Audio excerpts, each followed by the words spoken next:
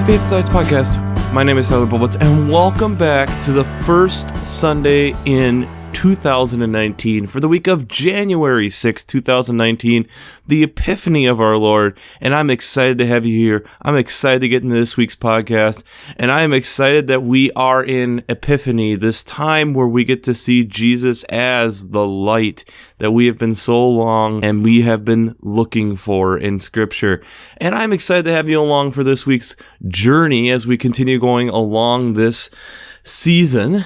And I also am slightly disappointed that we didn't get a second Sunday of Christmas, having the 12th day of Christmas falling on the 5th of January. But I hope you had a good holiday season as you are getting into this podcast for 2019. And I'm excited for what the new year has to bring.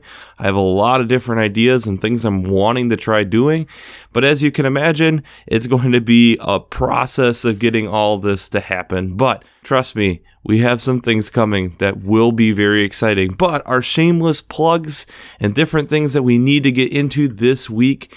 First and foremost, if you haven't checked out Working Preacher, I'd highly recommend it. Between their Sermon Brainwaves podcast, their commentaries, their discussions between Ralph Jacobson, Caroline Lewis, and Matt Skinner, it's a very great podcast to be able to listen to seminary professors from Luther Seminary in St. Paul, helping me, an unordained layperson in the church, to be able to give some direction on how to be able to bring you this podcast on a weekly basis. The second thing that I also will say is, if you haven't checked out God Friended Me, I know I've been talking about it a lot, but I highly recommend it. I think it's a great show to be able to show how God is able to work in our lives in this crazy 21st century that we find ourselves in.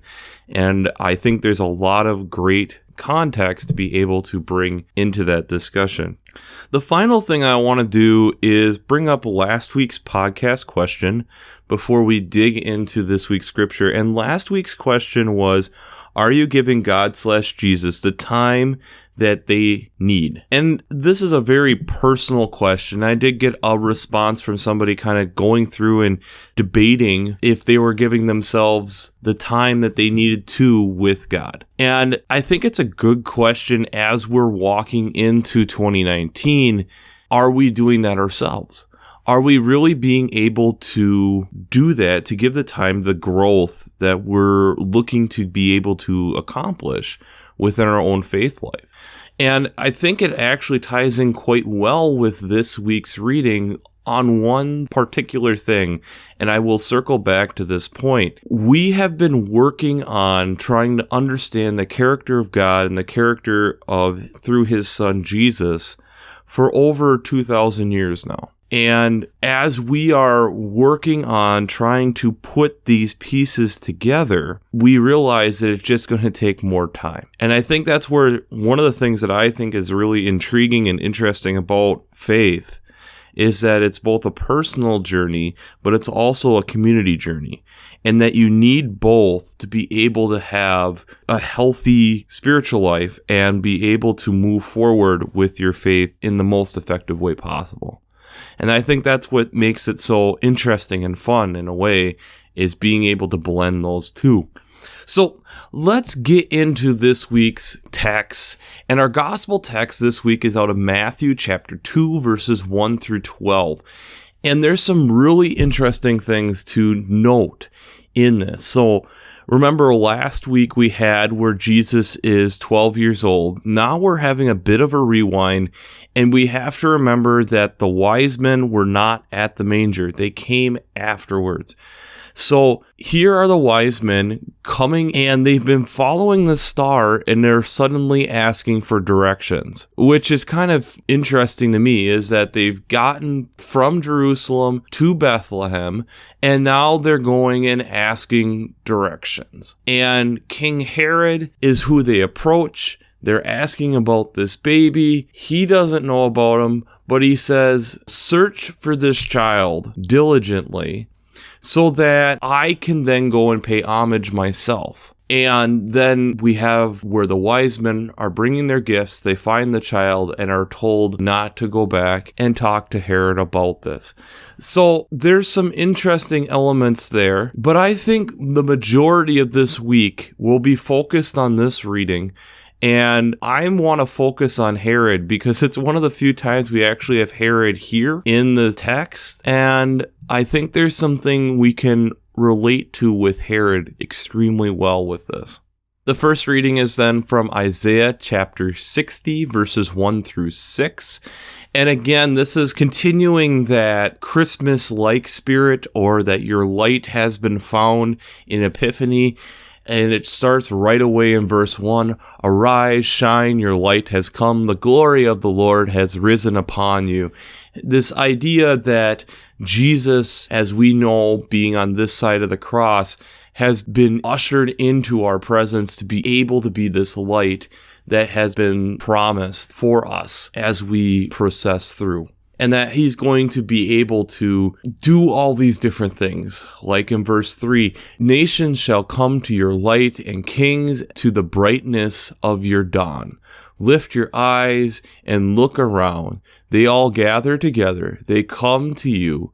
Your sons shall come from far away. Your daughters shall be carried on their nurses' arms. This idea of bringing people together. The psalm this week is Psalm 72, verses 1 through 7 and 10 through 14.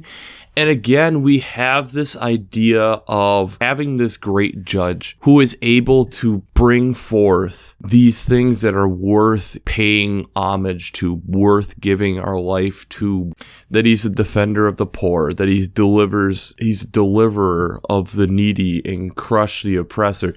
He's able to help people, what we interpret Jesus to be so much. The second reading is from Ephesians chapter 3, verses 1 through 12. And this again is Paul lining up on why he is defending the gospel so much and why it's so powerful for him. And again, that Christ is the one who is solidifying all these things, that it's through his works and through his power that he's able to break all these different barriers that we have and are able to set forth and bring forth the faith. And I think it's really interesting as we have these three readings talking about what Jesus is able to do, and that our first reading, our gospel text, is not in that same vein. We have where we're having people going to pay homage like we're getting in these other readings. But then we have the character of Herod, who is such a different character compared to the rest, knowing that we know that King Herod feels threatened by having this other king, quote unquote, being present in Israel, and that he then, his homage that he wants to pay is really to kill. But how does that tie into science? And I think it's actually a very interesting discussion, is whenever we are in a position of power, we really don't like giving it up. We like having that control. We like having that sense of prestige, if you want to put it that way. We like having that. It's something we crave. It's something that feels almost embedded into our human nature. But part of that, I would argue also, is the presence of having life. We want to have life. We want to be able to accomplish these different things in life. And we can find this even down to molecular levels of a human being. This week, how I'm going to tie these together is looking at Herod like cancer and talking about some of the different things that we've been able to discover in the last few years in cancer therapy that are still in development stages but are showing some promise. And I think it's really interesting to kind of compare. So first, what is cancer? Cancer is cells that are being replicated, being duplicated. That's how our body continues to refresh itself, that you have the cells dividing to be able to replace old cells. And in that process and how we are created, there's And again, this is through mitosis and meiosis. And if you want to study some of that stuff, I can throw some links down below.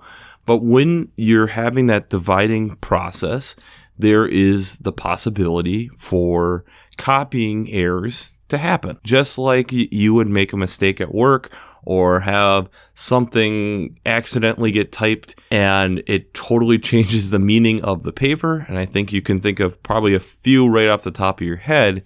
We, in our own genetic coding, have that type of thing happen. Just with how it divides, sometimes it allows for what we call mutations to arise so that there is changes to the DNA. And these changes can be actually a very good thing. That's how we have some of the diversity of life. Some of the diversity within people is through genetic mutations that allow for something new to be turned on and it could possibly be beneficial to humans. But in cancer, that you have something happen in that process that changes things, and it causes the body to go through what would be a fast duplication process, causing the cells to multiply quickly, and that it's supposed to be a fast-moving, replicating cell process. And this is where a lot of the problems can come in with, if we're not catching it early, you're getting this tumor of cells that are replicating quickly. And if you have a large mass, it's obviously different. You can't just go in and quickly cut it out and see if that takes care of it. It can then spread and go throughout the body. And as I have been thinking about this and researching it and realizing that there is so much more to cancer than I ever realized, there's the different processes and different things that we have tried throughout history. So we've done surgery, and certain times surgery works. You have chemotherapy, and there are certain times where that works, where it goes in and it's just trying to stop any fast duplicating cells, which then can cause other problems because there's certain things in the body that do naturally have faster duplication of cells, such as hair follicles or within the white blood cell counts within the body. So you have different effects that we've heard about. Radiation therapy is another one. One of the recent discoveries in the last 10 to 15 years that has been starting to be looked at is targeted therapy. And this is where you're more focusing specifically on the type of cancer that you have and noticing the different type of byproducts that it has, as it's needing to replicate what different types of proteins or molecules is it releasing, and so that you can work with the body to target those specific types of molecules being released and being able to attack those specific ones. And there's been some success that has started to come from that. But the big one that you may have been seeing over the last couple of years is immunotherapy. And immunotherapy is trying to get so that the body is recognizing that cancer is not part of the body. And that's one of the amazing, powerful things that cancer has done, is that it tricks the body into helping our own natural immune system not recognize that the cancer is not part of our body. And there are multiple different theories on maybe what's going on. One example that I've heard, and again, I'll attach the link down below from a TED Talk, is looking at it like the cell puts up a white flag, essentially saying, don't attack me, I'm not doing anything. And so it tricks the immune system into not doing anything. And the idea behind immunotherapy is to be able to ramp up the body's immune system to be able to recognize these different proteins or these different types of cells and be able to then attack them and have some type of memory of that, so that if the body does have a second round where it comes back, the body is naturally already starting to attack and take care of it. And so there is a lot of promise to this field, and it's been something that some people are very much in favor of and very much think that this could be the future. And there are some saying, well, hold your horses a little bit. There's probably some really good fundamental things here that could be utilized for cancer research, but it may not be the be-all, end-all that we think it is. And we've heard that within the medical community before, and I would argue it's good science to be able to go through and saying that we have to make sure we're checking the boxes and don't say that this is a silver bullet before we really know what it's doing. And for me, it's really intriguing to think about immunotherapy and being able to take my own immune system and essentially get it to ramp up and realize this is not part of me, and to help attack and possibly have less side effects compared to some of the alternative medicine that we have at this time. But let's really think about the cancer cell here. Cancer is doing a great job at, one, cloaking itself to help the body not realize that it's not part of the body, that it's thinking and making sure we're fine here, we're part of the body. This wolf in sheep's clothing type of idea. And they talk about how cancer has some intelligence. It's not just this dumb bug. It's actually has some thought to be able to do something like that, to be able to mask itself so that it can survive. And at times it's easy to forget that we are just like anything else, and cancer or any flu virus or anything like that is the same type of internal drive that all of us have, that it wants to survive. It wants to be able to live on. And if you think about that and King Herod feels threatened by hearing that there's another king that these people want to go and worship. And then he hears that it's a child. So why wouldn't you want to just take care of it? Why wouldn't you just want to get rid of it? Because it's a threat. It's something that's getting in the way of being able to continue your prosperity. It's one of the key reasons when we think about the human race, and one of the things that we struggle with, and why I think it's important having young people around us, is we are scared of change. We are scared of what that actually might do for us. And we're all victims to it. We're all victims to this idea that, well, this is a tradition and this is the way we do it. And if we think of it that way, then we don't have progression, we don't have movement forward, and it eventually kills us.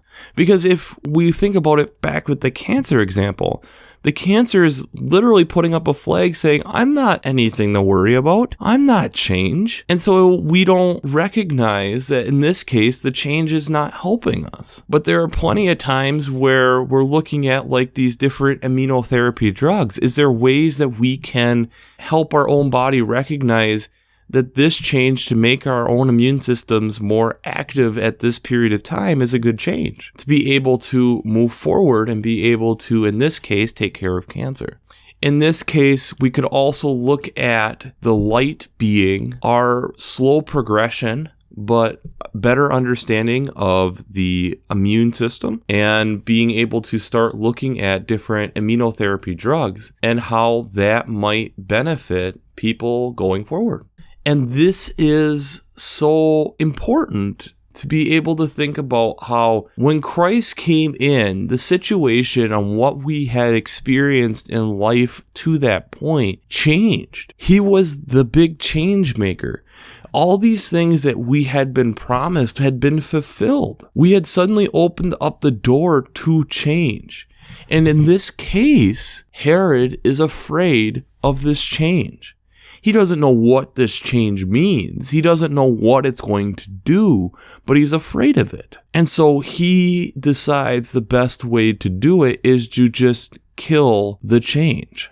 If we admit that cancer is something that changes our body, but we don't know what to do, and we don't spend time in research at looking at and trying to figure it out, nothing changes, and cancer continues to be this large killer. But if you look at how many different things within the medical community, when we've tacked it and looked at, let's try to understand this at a deeper level, we've been able to figure out so many different things, from scurvy to polio, and how to be able to help prevent these debilitating diseases from happening. It's quite amazing, but it's through this process of change, through this process of being okay with trying something new.